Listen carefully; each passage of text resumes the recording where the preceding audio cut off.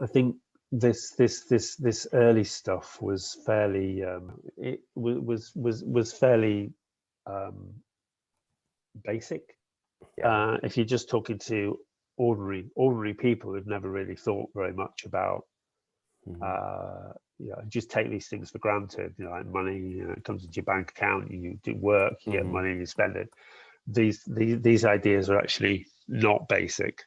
But for a lot of people, they're difficult to get their head around, mainly because they've got inbuilt assumptions about what money is and how the economy works, and they've also been fed assumptions in the interests of various agencies and economies to mislead people as to the nature of the economy, because there are some people who do very, very well out of the system, and a lot of that's based on ignorance, maintaining a level of ignorance. So these ideas are not particularly, they can be quite eye-opening for some people, and difficult to accept even. So I'm not really going to dwell on these because I don't think these are the main. I don't think these are the main point. I mean, it's just a recognition that the economy that we've got isn't a very sophisticated economy at all. It's I mean, the Roman economy was based on conquest, appropriation of assets and resources for building up the center, and once they ran out of resources, then the empire started to collapse. I mean, once the forests here, the Central European forests, Scotland here, south the Sahara Desert here, and whatever was going on over here, it just became probably overextension. I think it lost its momentum because it's a very simple, one pipe in, pipe out. And that's basically the military industrial economy that we've still got, the majority, the main economy. That's still how it operates. It's absolutely critically dependent on free use of virgin materials, which it doesn't have to account for, and the ability to dispose of things that are considered to be no longer valuable without consequence. And there's a sort of consumption bit in the middle. I mean, it's incredibly crude, and really, it's past its sell-by date a century ago. That's just everybody knows about those limits to growth. And really, in terms of paradigm, somebody said something on a seminar I was on that I really liked about neoliberal economics, which is economics in general, the way it's taught. People, the planet and people actually have no value within the sort of classical economic system. They don't have any value. They only have value when they become useful as resources, either for production or consumption. So if you've got a system that literally doesn't value people or the planet, the things that tend to get measured are the things that tend to get energy put into them, because those are things that people are aware of, attention. Then literally the two most important components of our overall system are ignored. So to me, there's an analogy there, because the whole financial system is basically a bubble, because it can't, perpetual growth is impossible on a finite planet. So it really is, a choice between those two objects. So it's really, to me, that just sort of encapsulates and simplifies a very complex situation in one slide. And of course, the psychological consequences of that are this profound disconnect between people's lives, their lived and felt experiences, and what the system is telling them is true. So the system may be telling people that we've got year on year growth, economic growth, and growth, and GMP is going up and up and up, like, apart from a few sort of blips. But actually people's lived experiences and the increasing hardship, increasing poverty, and an increasing the stressful life where they seem to have to do more and more and more just to maintain what they've already got. And of course, the two big drivers of that are, when you start to get into the way that the money flows, resource poor communities tend to become poorer. It's a positive feedback loop. They become poorer and poorer because they have less and less spending choice. They have less and less agency, which means that the only services that they get are actually the worst services. They get services which now are basically run by predatory corporations. So I don't know how it is where you are, but in the UK, most of government commissioned services are now run by predominantly, but not entirely, predatory corporations whose primary job is to asset strip resources and to deliver as cheap a service as they possibly can. Yeah, there we go. That's just how it feels. I love that. I love the analogy with Alice in Wonderland and going down the rabbit hole, because everything is, when you start to unpick it, everything is back to front, upside down and inside out. And the logic is completely reversed. And until people get their heads around that, I don't think they can really start. There isn't really a starting place, because they're still, if they're still invested in that crazy system, psychologically and energy-wise, then they're going to be less effective. So it's best to start with a clean slate and at least mentally step outside of the system and see it for what it is, analyze it objectively, and then look for I think, and then look for kind of workarounds. So in contrast to the leaching effect, the multiplier effect is quite simple and has been known since since Keynes, since Keynesian times, which is, what's important is the circuitry through which money flows, rather than the amount of money in the system, which was my starting point for developing the projects that I've developed so far. Because going back to those exponential growth curves, the only way out that I see is to create our own positive feedback loops, which will lead to the right kind of exponential growth. An exponential growth in sort of community-led, community-owned projects which joined up.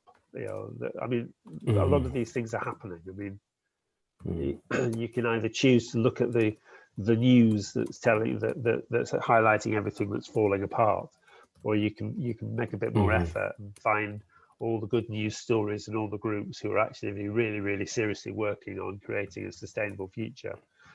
They're both running in parallel, like two parallel worlds, but the sustainable future group need urgently to find ways of accelerating the processes to sort of gain that traction. It's like a magic trick with money, because it's not really the money that's generating the wealth. It's what it's spent on in terms of goods and services. And this is example from a LET system. So this was a project that I ran in the early 90s. Yeah, I remember Michael Linton came to, I set this up in Stourbridge in the West Midlands, 1982, 83. And that's when LETs was really taking off then. And Michael Linton was going around the world, sort of dropping in and giving workshops. So I remember he came to Birmingham, and what I took away from that process really was there's no connection between turnover and balance, because in the LET system it's a closed system, so you don't put any resources in, you just start generating resources by trading, and just keep a tally, and at any given time everybody's balance is the balances of the total system are always zero. Assuming that nobody leaves with a negative balance or a positive balance, which of course happens. But in terms of just the maths of it, it's always zero. But the turnover, of course, is always increasing because the exchanges are reflecting values which are being generated and exchanged. So real wealth is being created, but the nominal currency which is facilitating the process, providing liquidity, is based purely on people's acceptance. If I do this for you today, you'll do this for somebody else tomorrow within the group, and it's just an accounting exercise to keep track of that. You don't actually need, a currency as such, although people like the idea of a currency because it's like there's an emotional attachment. It's a bit like a children's colouring competition. People love the idea of, well, we're going to name our currency, and how let's design what the notes are going to look like. To me, to be honest, from a popular point of view, that's the biggest and the only attraction of a local currency. So you've got the balance, which always stays at zero, but the turnover is constantly going up. So once I realized that, I could see that the main thing was the circuitry. And of course, the New Economics Foundation in the UK, about 2003, they picked up on this and they did a little bit of research. To be honest, they just took two different suppliers, a local one and a non-local one, working on similar projects, and looked at where their suppliers were based for 3 generations of trading. And that's why it's called LM3, because they went to 3 rounds, local multiplier effect. But of course, the only reason they stopped at 3 was because it was hard to keep track, beyond that, because it's basically a retrospective auditing exercise. But there's no reason it could stop at 3. I mean, you could have LM, it's infinite, and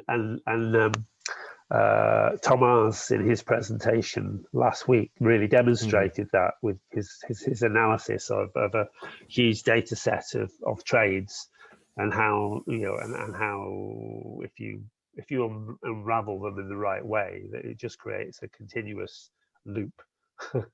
So I was much more interested in the trading loops. That's why my focus was on the trading loops. Again, I mean, values are created at the point of exchange, as long as there's no coercion involved and both parties mutually agree that the exchange is a valuable one. Then essentially you've got parity. It's the only place where you have parity, because prior to this, prices are speculative.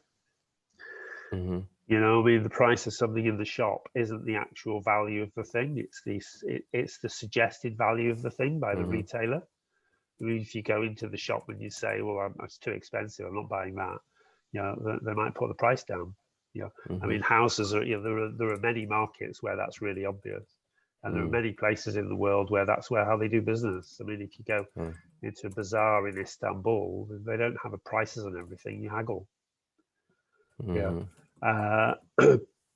Usually over a cup of tea and a chat. But the UK's the UK's economy, people just got used to the fact that people say this is the price, and they either decide to pay it or not. But actually, the value is purely speculative until the exchange takes place. The point of exchange is where the values are created. So when we get onto the analogy, it really did. I can really see it really is like generating. I think the analogy with electricity generating, I think it's pretty accurate, because it contains the 3 key elements. So the way that electric current is generated is you get a spindle and wrap copper wire around it and rotate it, and aligns all the electrons. It sort of untangles them all and gets them all moving in the same direction, which is literally what creates the current, because of course the electricity is always present, but it's usually balanced out. It's pretty neutral in most situations, because the laws of chemistry and the laws of electromagnetism sort of generally mean that things stabilize at a zero current rather than a positive or negative current. And it's the positive and negative current which leads, which fuels the whole chemical process, the chemical reaction process. And of course, what we've learned to do is artificially polarize matter so that that electron flow will flow through in a single direction.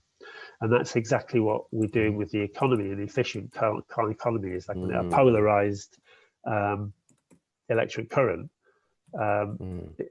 So there you go. So in terms of the current, it can either, there are junctions every time there's a trade. There's two little handshaking figures there at each one of these points. Every time there's a trade, that trade, if you're looking in terms of local versus non-local, and there are issues around how you define that and at different scales and different products and everything.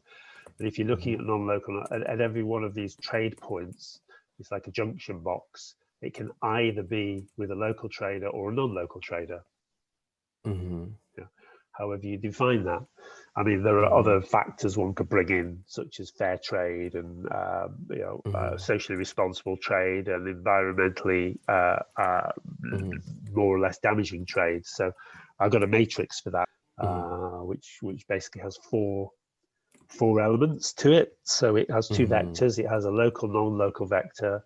Well, it has three vectors: a local, non-local vector, a socially fair and a socially unfair vector, and an environmentally sustainable and environmentally unsustainable vector. And that sort of generates, well, if you collapse the social and the environment together, it creates four possibilities. Local and fair stroke sustainable, which is the best. Non-local and fair stroke sustainable, which is the second best choice. Local and non-fair, non-sustainable, which is your third choice. And non-local, non-fair, non-sustainable, which is your fourth choice, which is actually the choice that you definitely don't want to choose. So that's a kind of an extra level of sort of vectorization on this. But just in terms of the trading, this is what you've got these junction points. And of course, when you get the junction points if any of those junction points creates a swing back on themselves, you've got a loop, you've got a trading loop. I mean, the smallest one's going to be 3.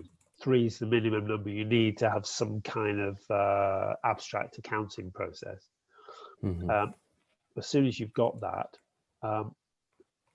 you can dispense with the finances, you can dispense with the money. Because imagine you've got all these guys here, and let's say they regularly trade £1,000, minimum of £1,000 with each other every month. Then, and it's the minimum consistent value that creates the loop. So this trade might be for, I don't know, 10,000 euros, and this one might be for 1,000 euros, and this is 2, 4, 6, 8, 2, 1. Then it's the 1,000 euros, which has made it all the way around consistently. So that's what your loop is. That 1,000 euros, what have we got here? 9. That's 9,000 euros worth of values that have been created. I mean, this is your mutual credit group here. Because they can decide collectively, well, let's just drop our prices by 70%. Materially, it makes no difference to the values we exchange, but it means that we have more currency available to do other things with. It increases our liquidity when we do that, and there's nothing wrong with that. People do that all the time. Businesses do that all the time. Corporations do that all the time. So and they could say, well, let's drop our prices to zero, and just exchange. Then we're into a sort of mutual barter club. There will be tax implications of that, but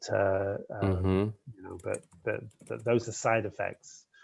So again, a very small shift. This was looking at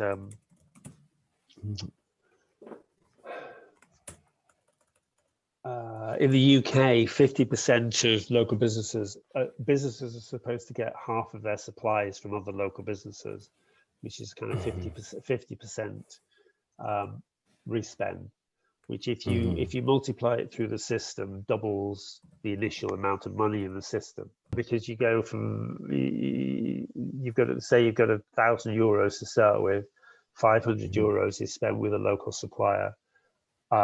They then go on to spend 250 euros with a local supplier, and they spend 125 euros with another local supplier, and they spend, what is it, 76, 77 with another. So it diminishes. It takes about 8 or 9 steps, and then it's negligible. But then if you go back and add those up, a half plus a quarter plus an eighth plus a 16 plus a 32nd, it basically comes to 1.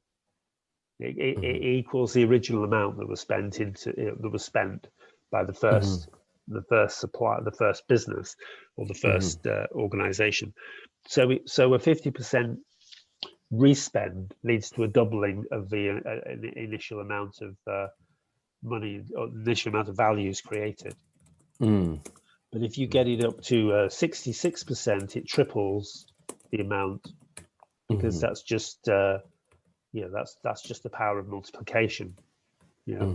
5 times 50, 66 is a lot more than 5 times 50. And also, I mean, at 33%, I've only seen half as much. And as you go up the scale, a 75% would make that. So we go from initial stake of €1,000, 50% turns it into €2,000. 66% turns it into €3,000 worth of trade. 75 is €4,000. 80% is €5,000. You see, and of course that's exponential. In theory, when it gets to 100%, well, that's as many euros as you like, because it's an infinite, it's closed system. As long as the system remains closed, you just keep trading values forever.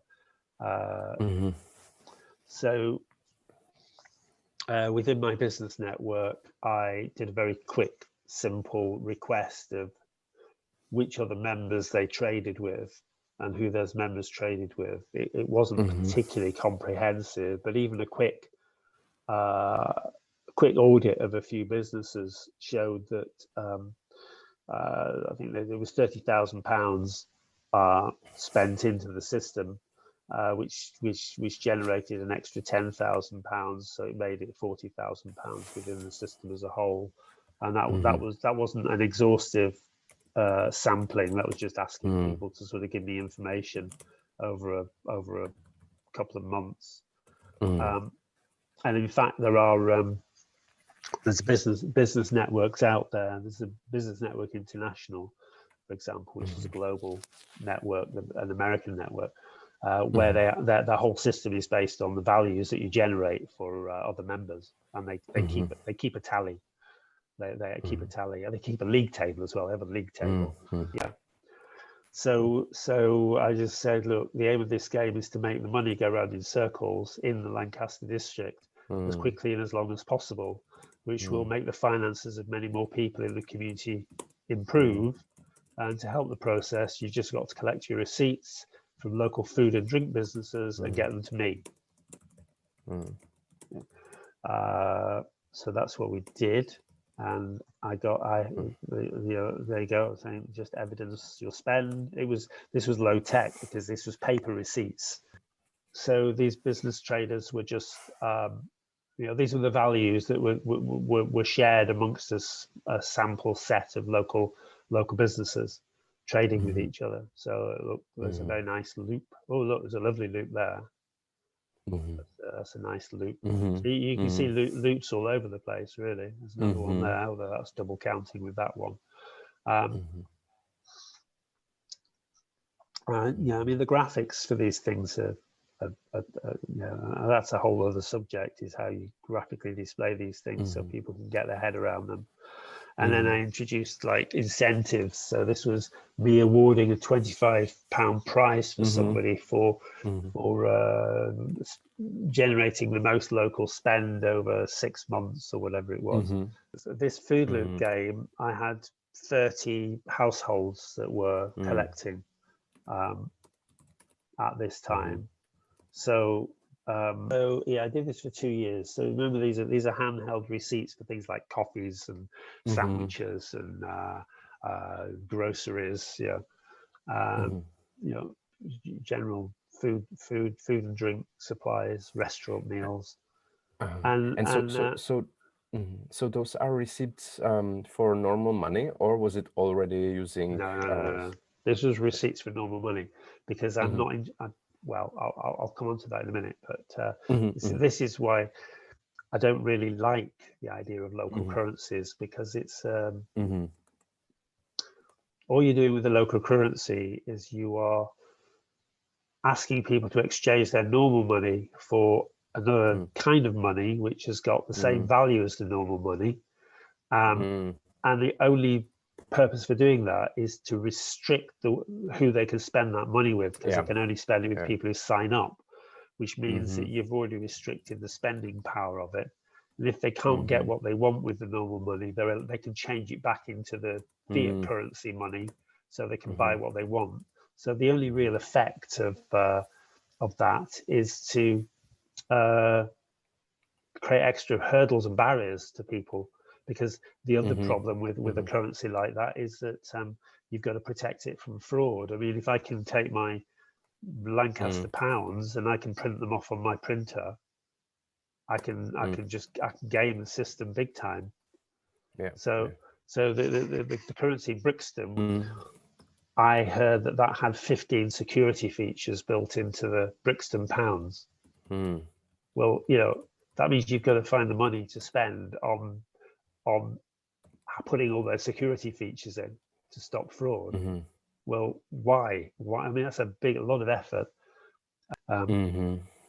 So I've never been a big fan of local currencies. Instead, I wanted to make the local fiat currency into a currency, use that as if it was make it behave as a local currency by making making this kind of data available to people, giving them feedback on how their money's spent locally and how to make more effective use of it locally. If you spend it here, it'll do this for the local economy. If you spend it here, it'll only do this for the local economy. Factor that into your purchasing decision. And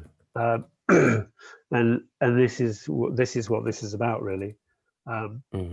So with a £26,500 initial spend through receipts, that generated in the second round, so when those suppliers bought from other suppliers, that generated a further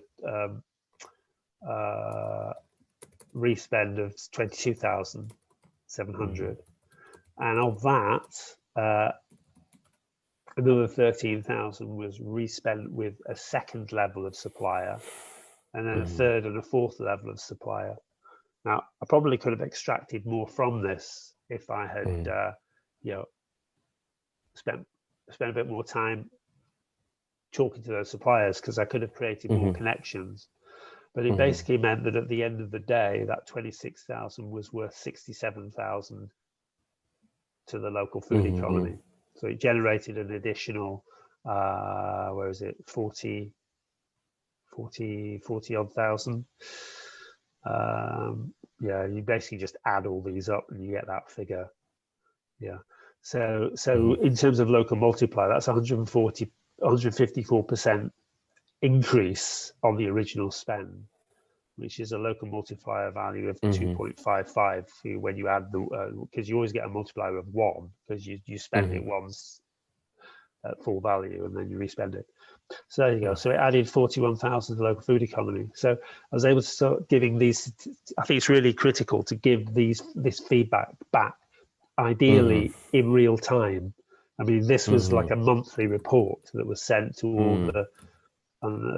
There you go, 2,300 trades.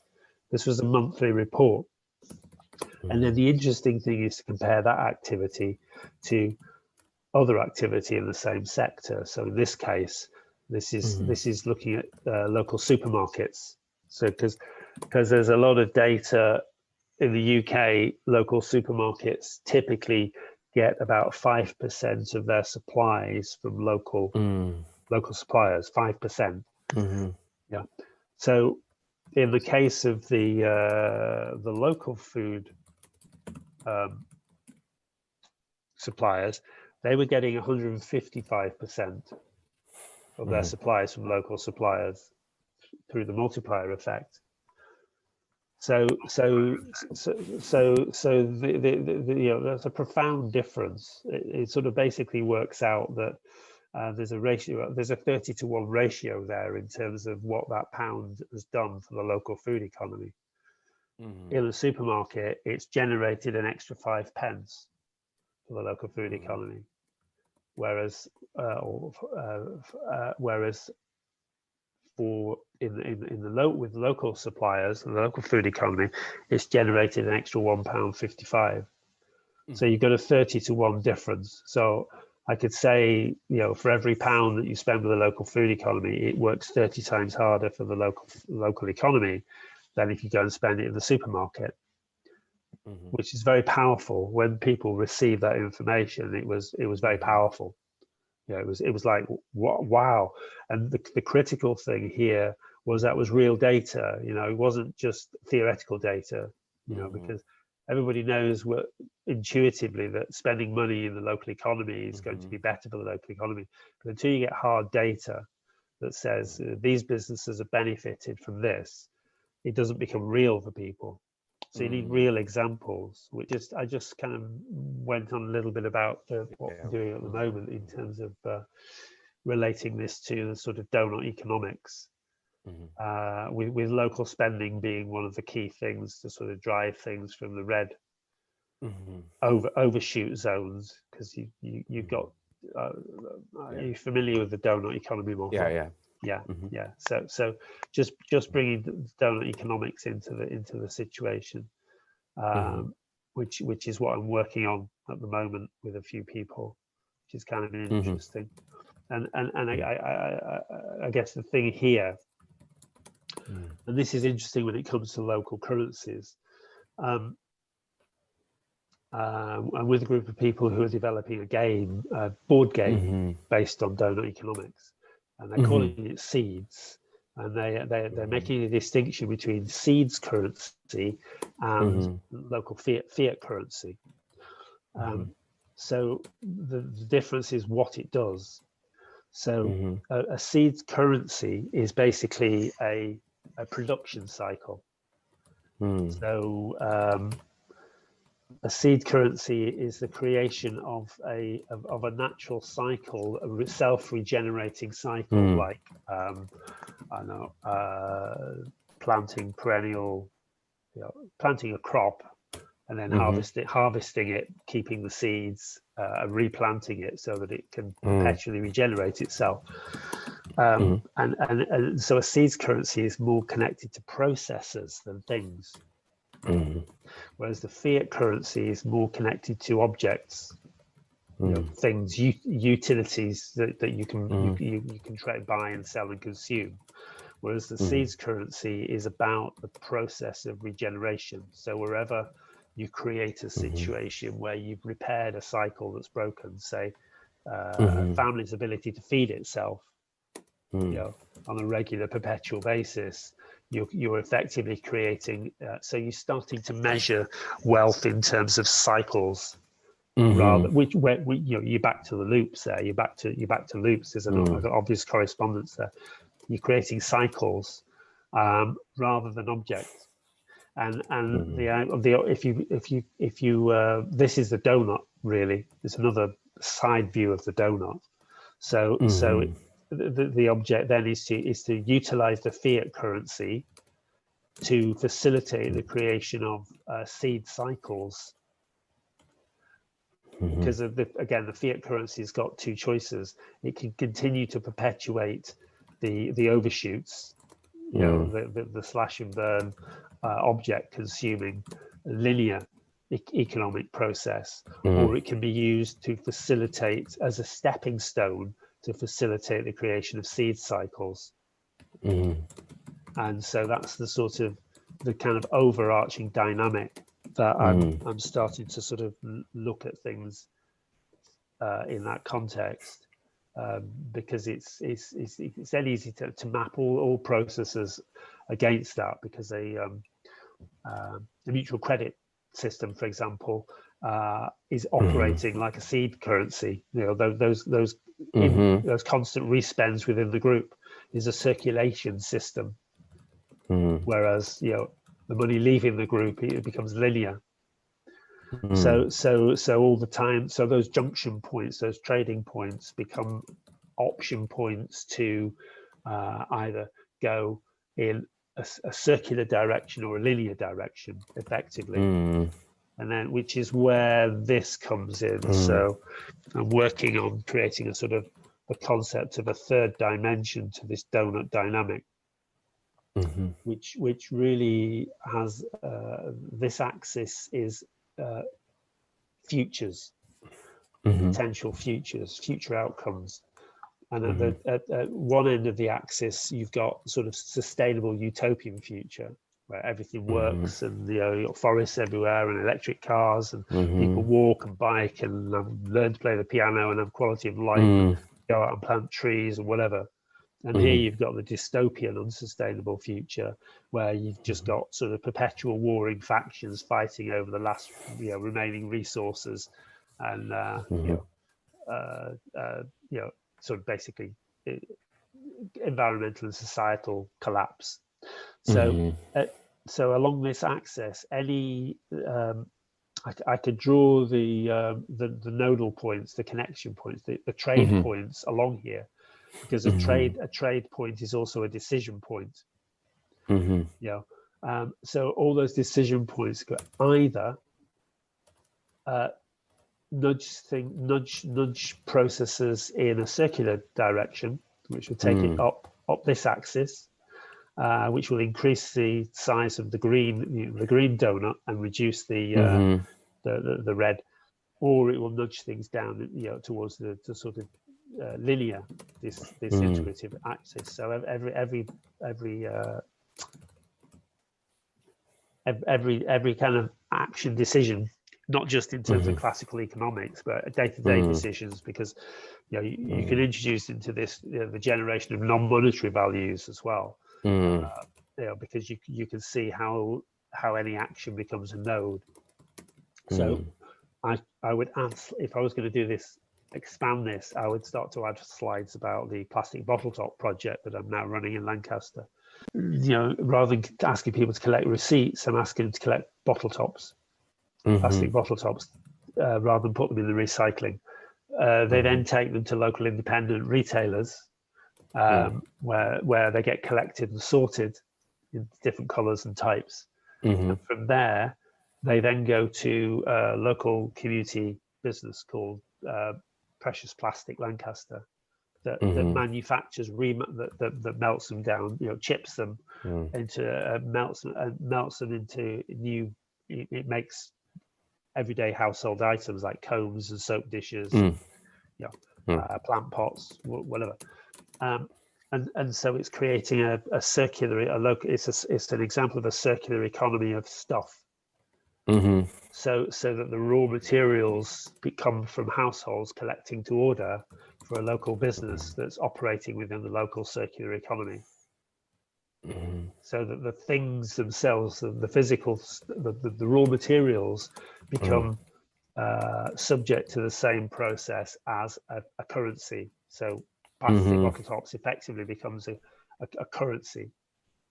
The idea is that it's that stepping stone that you can see here. The idea is, you know, the bottle, we want to have less plastic bottle tops being generated, and keep the existing bottle tops in circulation, making new stuff perpetually. So the idea isn't to sort of go out and buy more things with plastic bottle tops. It's to find alternatives to the bottle tops and use the bottle tops that are in circulation, keeping them in circulation as new products and services with a longer utility life.